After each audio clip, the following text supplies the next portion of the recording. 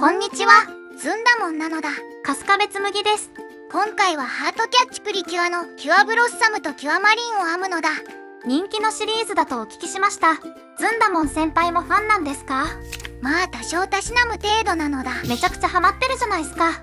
4年前にも一度編んだことがあるから、とりあえずそれを見せるのだ。それは楽しみ。こちらなのだ。これは編み物ではないですね。編み物なのだ。今見ても異常な完成度なのだ。しかしこれを超えていくのは相当厳しいのでは？厳しいというか無理ゲーなのだ。なので今回は別の方向性で考えてきました。こちらです。なんかカラフルですね。題して、私たちがお花ですか？春の寄せ植え大作戦です。なのだ。何ですかこれ？春の優しい日差しにまどろむ二人の姿は可憐に咲く花のようであるな、という作品なのだ。なんと不思議なことに、編んでたら春が終わったのだ。当たり前です。キュアブロッサムの靴はだいたいこんな感じ。形も色も複雑ですね。靴底、側面、先端にまたがる3色の色分け。しかも先端は尖った形状。靴底を普通に編むと丸っこい形になっちゃうから何か工夫が必要ですね。そうなのだ。昔の僕の答えはこう。まず先端と靴底を別々のパーツで編みます。縫い合わせます。そのまま編み進めて最後に追加のパーツをくっつけて完成です。めでたしめでたし。これって靴底の色変えはうまくできるんでしょうか？確かうまくできたのだ。できてないですね。4年経って色変えの技術が進歩したので今回は頑張るのだ。靴底から始めるのだ。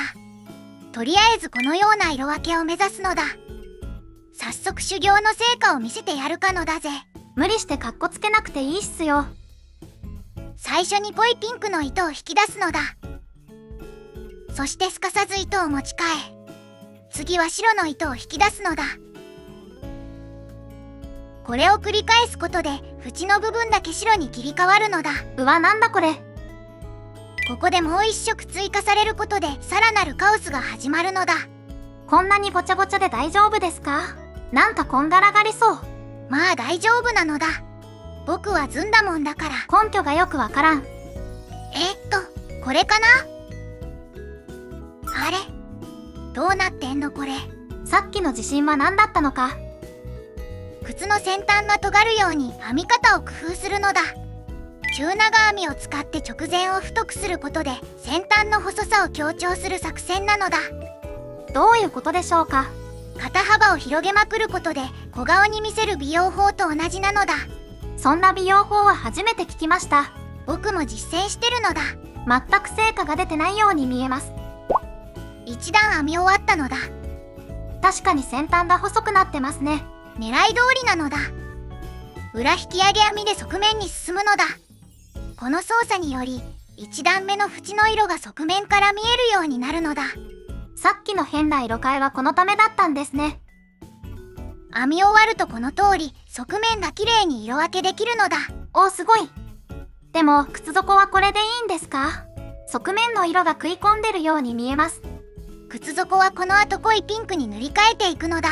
引き抜き編みを使うのだ。ずんだもん先輩とは思えないほどの巧妙さ。もしやこれが真の実力なのか？色変えがうまくいかなかったところは適当に刺繍してごまかしておくのだ。さっきのは勘違いでした。綺麗にできたのだ。あとはヒール部分を取り付けて色変えしながら編み進めていくのだ。今回は全体のデフォルメ感を加味してちょっと太めのヒールにしてみたのだ。ここでワイヤーと毛糸を詰めておくのだ。靴の色と同じ毛糸を詰めておくと編み地の隙間が目立ちにくくなります。制作中に発生する毛糸くずを保管しておくとこういう時便利なのだ。うわ、なにこれ。こんなにいらないでしょ。いつかきっと役に立つのだ。役に立ってないから溜まってるのでは？正解！だいたい完成したのだ。あとは細かい装飾をつけていきましょう。じゃあここらでハトプリの解説をば。ハトプリはお花とファッションの要素が入ったプリキュアシリーズなのだ。女の子にめっちゃウケそう。でもバトルシーンは結構ガチで鬼滅の何がしにも匹敵するとかしないとか。それはちょっと盛りすぎなんじゃ。そしてバトルが終わると妖精がケツから種を噴射するのだ。ちょっと先輩、ケンナが背ネタを広めたらまずいっすよ。これは事実なのだ。信じられない。そしてその種を瓶詰めにしてコレクションするのだ。大丈夫なんですか？それ、発酵とかしてやばい感じになりそう。はあ、紬は何の話をしてるのだ？こっちのセリフっすよ。キュアマリンの靴は形が同じだからすぐ終わるのだ。靴底と側面の色が同じだからさっきよりも簡単そう。でも装飾は一筋縄ではいかないのだ。舐めてかかると足をすくわれるのだ。靴だけに。まあ面白いな。今のはなかったことにするのだ。無理です。キュアマリンの靴はこんな感じ。おしゃれですね。この足首に巻きついている布っぽいやつ、紬ならどうやって編む？そうっすね。全体的な形としてはこういう鼓みたいになってますね。中央のくびれている部分から編み始めて上側と下側に別々に広げていく感じでしょうか。いいじゃん。ただ実際は手前が V 字に切り取られているのでそこがうまくいかないかも。そこが難しいところなのだ。切れ込み部分で折り返して編めばできるのでしょうか。ずんだもん先輩はどうですか？そっすね。まずは絆創膏みたいな形の平面を編むのだ。これなら簡単。こうやってぐるぐる編めますね。これをくるっと丸めるとこうなるのだ。確かになりますけど、これだとくびれ部分ができないのでは？そう、そこで最初の形を編むときにこの辺りに増し目を入れまくるのだ。この操作により赤線部分の長さが伸びるのだ。なるほど。その結果、このような図形が誕生するのだ。おー、すごい。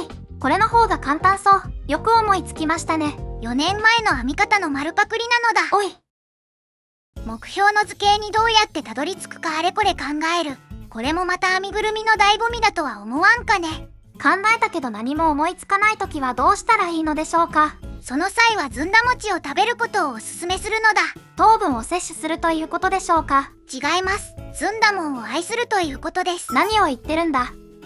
編めたのだ。独特な形状ですね。縁がヒダヒダしてる。試着するのだ。ここの隙間が大きすぎじゃないですか。あとちょっとだったね。思い通りに編めなくて糸をほどく。これもまた編みぐるみの醍醐味だとは思わんかね。テイク2。この程度なら編み地を引っ張れば大丈夫。ちょっと強引ですけどね。編み物で完璧を目指すと完成しなくなるのだ。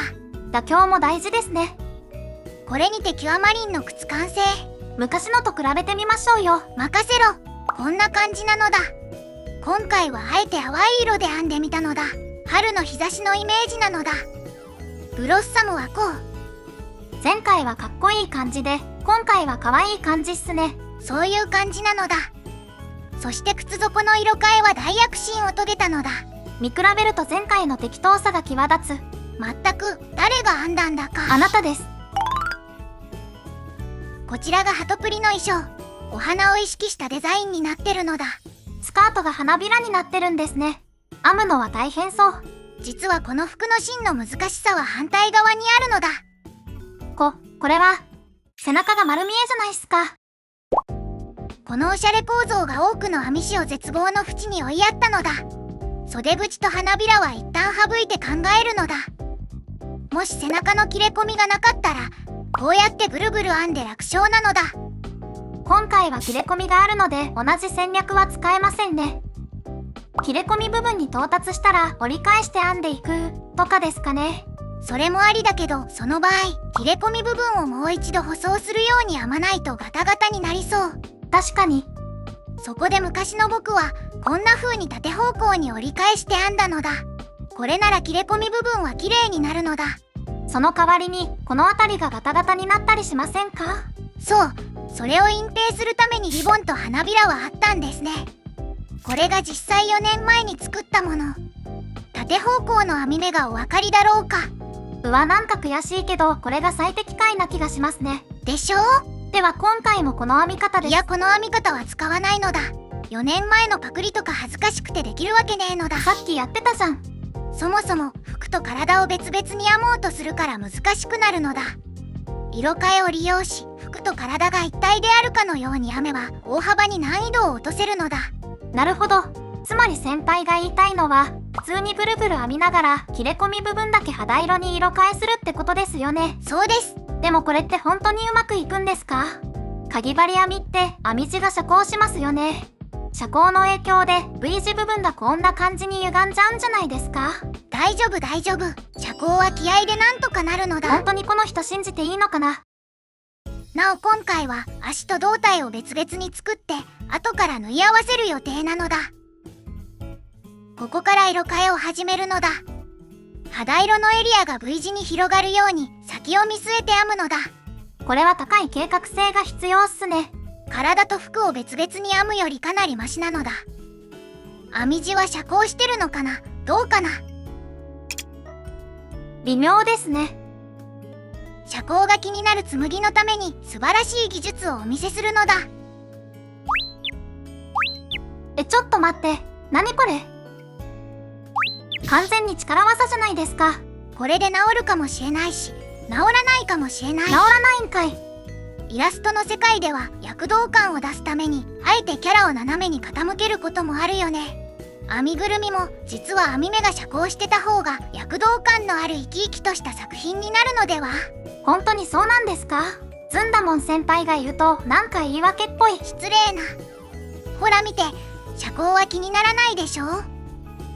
確かに思ってたよりはずっとマシかも。そしたら足をつけて紙でスカートを試作してバランスをチェック。ちょっと足が長いような気がします。一段分だけほどくのだ。ちょっぴりキュートになったかな。いい感じっすね。キュアブロッサムも同じように作るのだ。ブロッサムは服の正面の色変えも必要なんですね。昔は色変えを避けるためにそこだけ別のパーツを縫い付けたのだ。そういえばキュアワンダフルの時も後から模様を縫い付けようとしてましたね。あれは厚みがありすぎてうまくいかなかったのだ。できたのだ。お手手は前回のアーニャ同様ミトンタイプにするのだ。5本指じゃなくていいんですか？5本指はサイズが大きくなるから今回はやめておくのだ。なるほど。お手手にワイヤーを詰めていくのだ。この辺のプロセスは後でまた動画にするかも。1ヶ月後くらいですか？1年後くらいかな。遅すぎる。1年はあっという間なのだ。ずんだもん先輩がのんびりしすぎなだけでは。正解。完成。どうかな？どうって言われても前回と同じじゃないですか。いや実は指が 0.5 段分長くなってるのだ。わからないっすよ。なおキュアマリンは伸びをしているのでそれっぽく指先を曲げておくのだ。これ伸びだったんですか？拳を振り上げているのかと思いました。そんなわけないのだ。どう見てもあくびしながら伸びをしているところなのだ。別で作った袖口に差し込んで胴体に仮止めするのだ。そしたら頭を作りましょう。今回はずんだもんの編み方を微妙に改良して使うのだ。頭の編み方の模索は未だに続いているんですね。作品サイズが毎回変わるからそれに合わせて微調整が必要なのだ。なんか大変そう。1回でちょうどいいサイズに編めるものなんですか？任せろ。これは大丈夫なんでしょうか？大丈夫じゃないのだ。どう見てもでかすぎるのだ。なんで毎回こうなるのだ。一段階細い針で編み直すのだ。編み直したのだ。リトライするのだ。これはちょうどいいような気がします。やったぜ。アームカバーっぽいものを作るのだ。大抵のプリキュアがこのような装備を身につけているのだ。手首を守るためなんですかね？可愛さを引き上げるためなのだ。可愛さは時に防御力よりも優先されるのだ。見たところブロッサムの方はピンクと白の2枚重ねですね。これは素直に色違いで2枚編んでもいいけど編み地の厚みのせいでうまく重ねられない場合もあるのだ。その時は仕方ないので縁をピンクに色変えするのだ。色が薄くてよくわかりません。春の日差しのイメージなのだ。スチームアイロンを当てておくのだ。編み地が変に反り返る時は大抵これでなんとかなるのだ。そしたら手首に巻き巻きしていきましょう。こういう細かい縫い付けは楽しいっすよね。楽しいけどやり直しにくいから慎重になっちゃうのだ。小さなお花を取り付けて花芯を刺繍するのだ。フレンチノットステッチですね。ちっちゃい粒を生み出す基本的な刺繍なのだ。なんか針がなかなか刺さりません。できたのだ。おい、カメラの前でやるのは大変なのだ。キュアマリンも同じように作っておくのだ。足と胴体をつなげるのだ。一応スパッツを着用している設定となっておりますぞ。そしたらいよいよ花びらを編んでいくのだ。設定資料やアニメ本編を見た感じでは、白い花びらが7枚、色付きの花びらが12枚必要なのだ。思ったより多いっすね。でもフィギュアではもっと省略されているケースも見られるので、別にこだわりすぎる必要はないのだ。今回はどうするんですか？とりあえず設定通りに編んでみるのだ。花びらは互いに縫い合わせてネックレス状にしておくのだ。1枚ずつ服に縫い付けるよりも位置が合わせやすくなるのだ。大きさがぴったりですね。前もって紙で試作すると良いぞ。なるほど。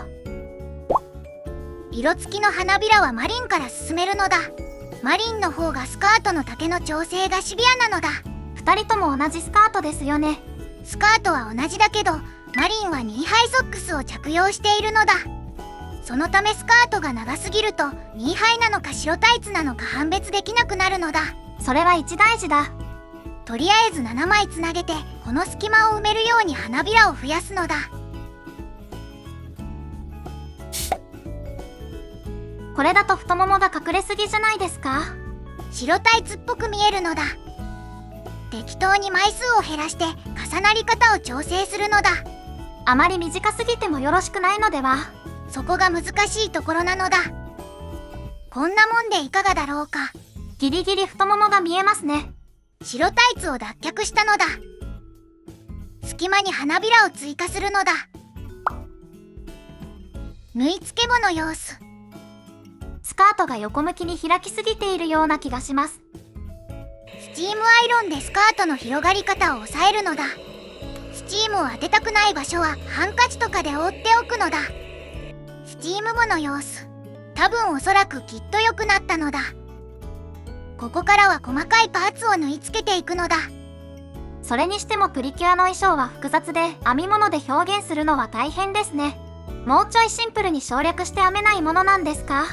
あまり省略すると元デザインの良さを損なってしまうという風に考えています。本当は省略するのが苦手なのだ。まあデザインと編みやすさの両立はなかなか難しいっすよね。もっと修行が必要なのだ。ということで映像はフェルトでリボンを作ってるところなのだ。仮止めするとこうなるのだ。どうなんでしょうねこれ。どうなんでしょう。マリンのリボンが青すぎるっていうか、色が濃い感じが気になるのだ。作り直すのだ。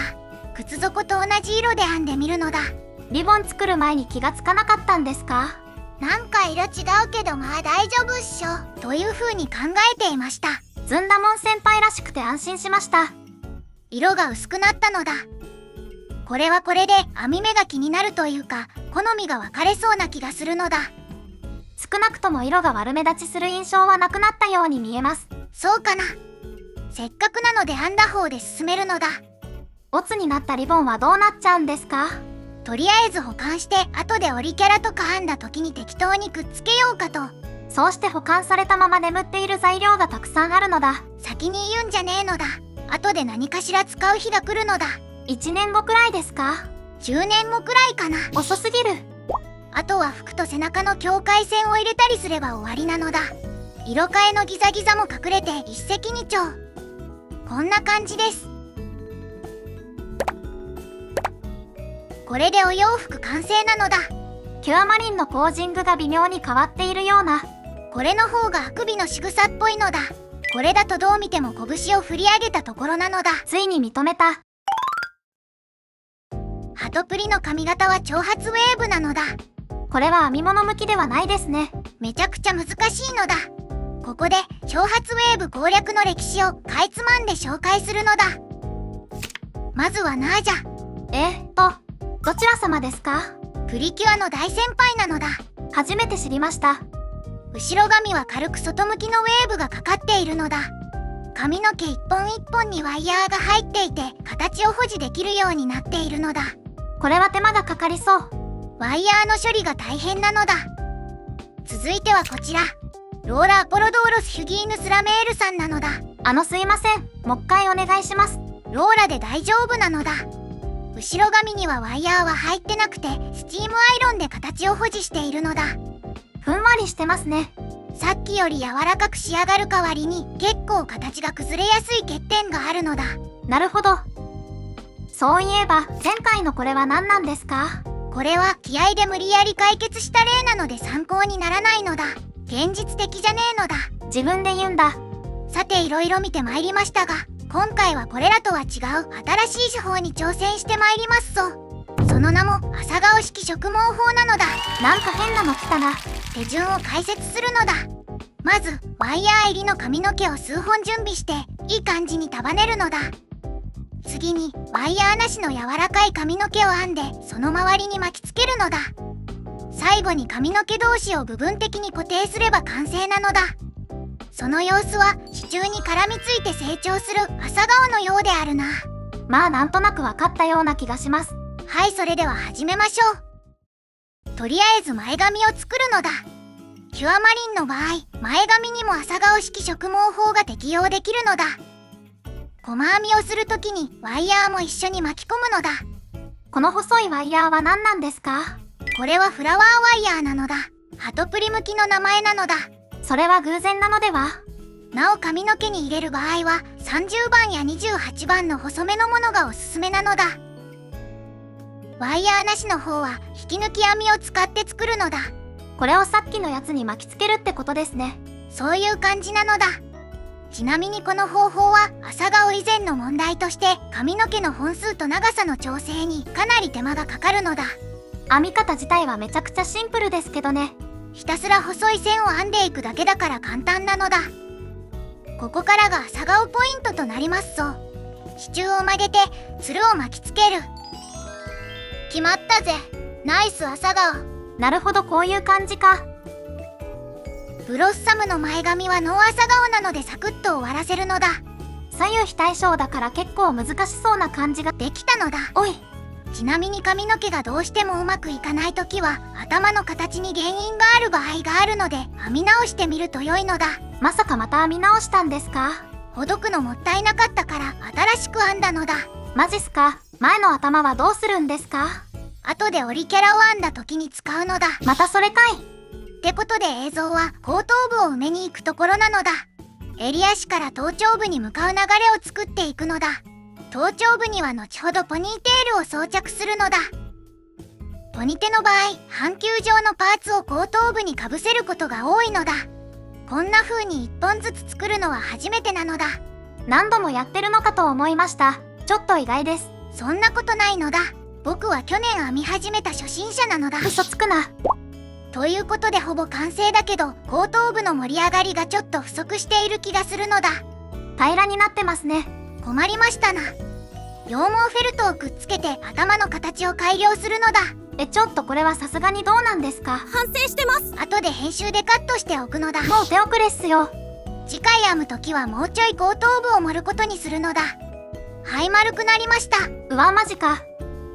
初心者の方はこういう変な技術を真似しない方がいいっすよ。頭がずんだ餅になりますよ。どういう意味なのだ。完成したのだ。ずんだもんと比べるとこんな感じ。髪の流れ方に違いがありますね。そしてここからが朝顔式植毛法の真骨頂なのだ。長髪ウェーブ攻略の1ページが歴史を新たに刻むのだ。歴史に新たな1ページを刻むと言いたいようです。まずはキュアマリンの後ろ髪から。めちゃくちゃ長いっすね。65目あるのだ。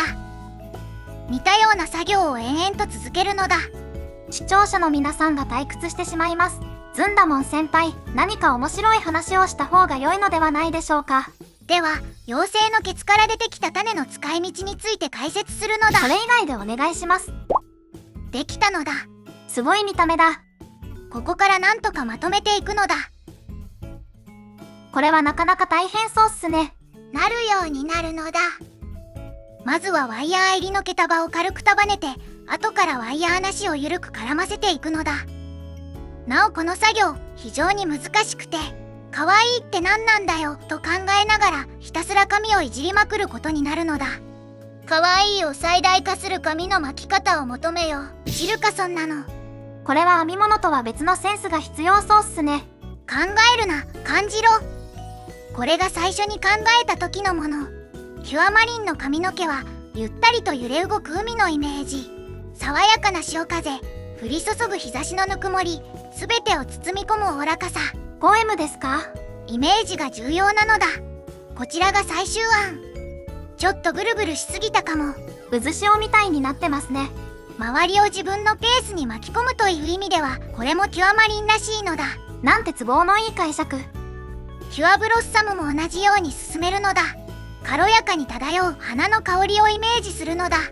ひらひらと舞い降りる花びら、揺れ動く乙女心、そして穏やかな優しさ。ポエムですか？このイメージを形に変換するのだ。位置が決まり次第縫い付けて固定するのだ。難しいところは接着でも良い。こんなピンポイントで接着できるんですか？裁縫上手先輩を信じるのだ。手芸界のエースやぞ。初耳です。ちゃんとくっついてそうですね。さすが西条なのだ。というわけで朝顔式植毛法は以上となります。なんか髪の毛がすごくすごい。初めての割にはうまくできた気がするのだ。今後他のキャラにも応用していきたいのだ。うまくいくといいっすね。頑張るのだ。髪の毛を外してから表情を作るのだ。キュアマリンもこうなってるんだ。反省してます。大きなあくびの表情を作るのだ。プリキュアが首とかして大丈夫なんですか？大丈夫なのだ。アニメ本編でも戦闘中に眠ったりしてるのだ。それは大丈夫ではない気がします。口はフェルトで作るのだ。いつものパターンですね。しかし今回は形が難しくてたくさん候補が生まれました。こんなにいらないっすよ。大きすぎると違和感が生まれるし、小さすぎるとキュアマリンらしくないというジレンマを抱えるのだ。ほとんど同じに見えます。選ばれたのはこの口でした。フェルトニードルで編み地をへこませてから取り付けるのだ。効果のほどは現在検証中なのだ。一旦へこませると戻せないので注意が必要です。では西条先輩、あとはお願いします。ここでずれたらやばいっすよ。プレッシャーかけるんじゃねえのだ。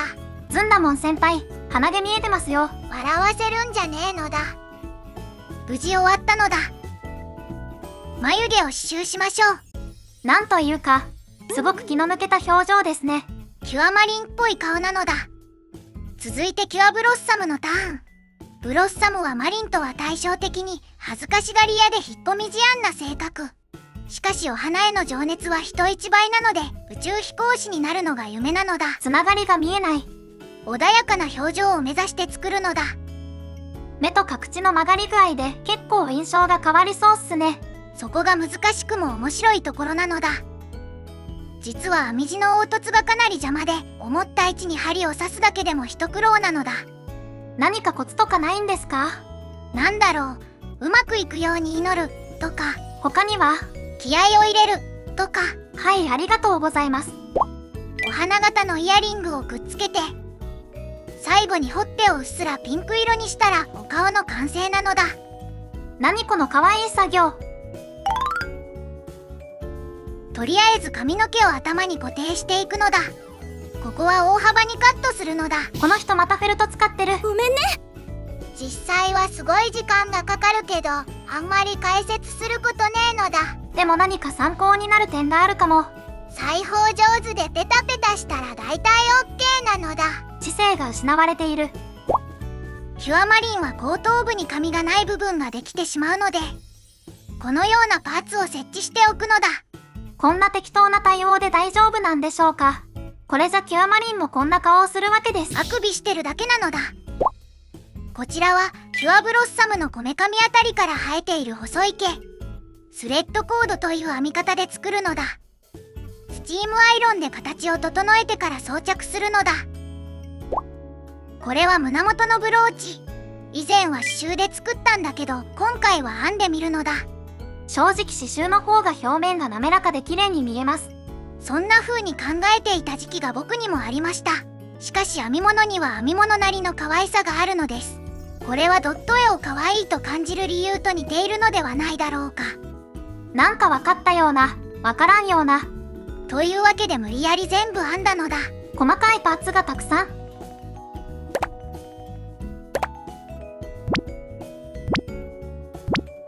確かにこれはこれで可愛いかも。でしょ？頭と胴体をつなげるのだ。髪の毛が干渉して地味に難しいのだ。いよいよクライマックスですね。最後にチョーカーを巻いてブローチをくっつけたら完成なのだ。